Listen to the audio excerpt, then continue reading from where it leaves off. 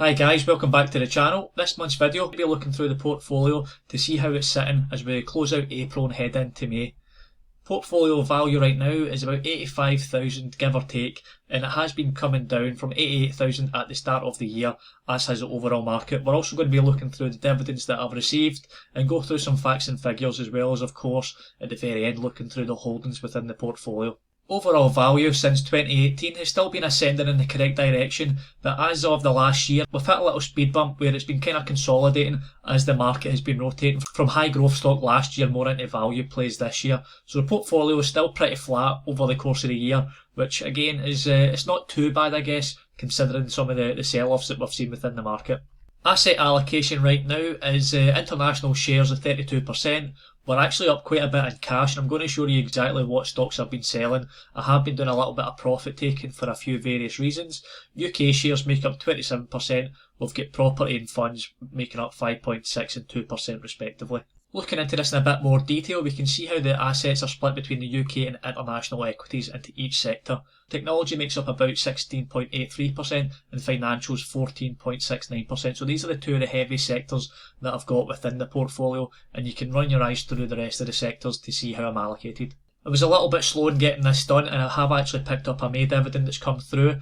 But looking into April, it's £209.55 for the dividends that have come through, and it has broken that downtrend that we had in January, February and March. So that's good to see that that's coming through. And again, £210, I'm really happy to get that deployed back into the portfolio, and it's currently sitting as cash. Looking through the dividends which made up this payment of £209, we've got, starting from the bottom, we've got GlaxoSmithKline, £33, Merck, £16, Medical Properties Trust, £28, Ventus, £19, Store Capital with £27, Leggett and Platt, this is the first dividend I've received from them, which is £23, Micron with a small contribution of close to £3, with New Residential Investment Corporation with the highest of £58.36 received. Going into this chart here, we can see month on month, year on year, exactly how we're progressing. All the purple colours that I've added show this year's representation of the income received. So we're down slightly year over year from £223 last year through to £209 this year, and this has probably been to some of the holdings that I had last year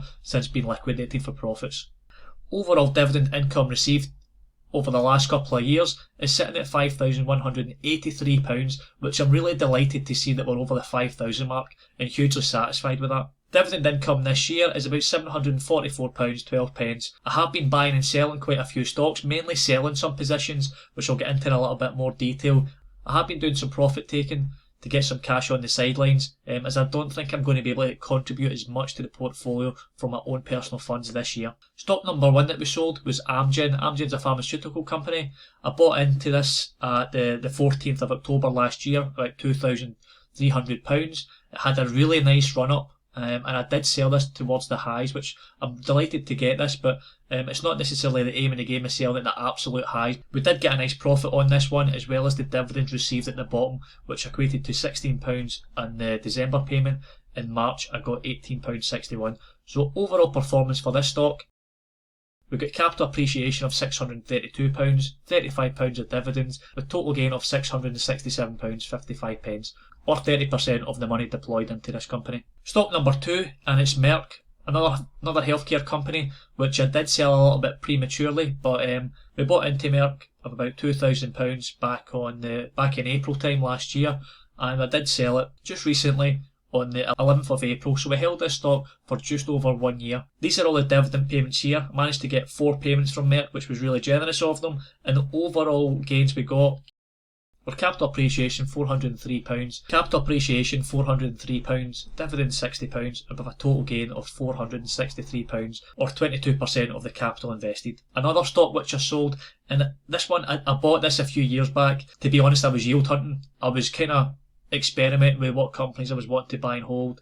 And this company, this is one of the ones where long term I think it's going to be fine, but if it drops 10, 15, 20%, this isn't a company that I really want to deploy my money in. So I did sell at a very minor loss. I bought Ventus in 2019 and sold them only recently, and we did make a slight loss on the position, but on the positive side, we did get a hell of a lot of dividends come through. These are all the dividends quoted here from back in 2020. They did pay out quite a hefty dividend of close to £33 and £35, but when COVID hit, they cut the dividend and it hasn't since been and the dividend has never been improved upon then. But overall, this is how we're sitting. Got a minor loss of £24. Dividends received was £198, which still gave us a very slight gain of 5% on the position. Next stock is Shell, and again I've got a bit of a story for this one as well.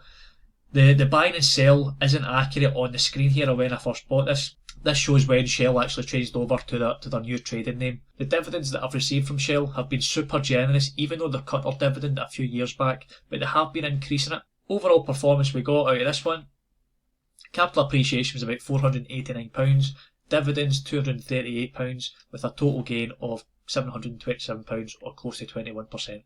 The last stock, now this represents a better picture of what I was trying to explain with Shell. The first time that I bought BP and Shell, and I bought both of these companies on the exact same day on 2 occasions. So the first time round, I picked them up on the 3rd of March 2020, put about £2,250 in, and the reason I bought this, very similar to Ventus, I bought them for the wrong reason. I was chasing the high yield that was incorporated within the company. It did have a sell-off at the time, and I was looking at fair value. Literally 1 week or 2 weeks later, the coronavirus pandemic hit, and we could just see by the chart, it got totally decimated. The second buy at close to October time, I bought this for the right reason. Oil had turned negative in price, and I knew straight away that this price was not going to be sustainable, and you could see with a huge sell-off. I bought in just before the bottom, which was really good, and I did sell this company only a few weeks ago.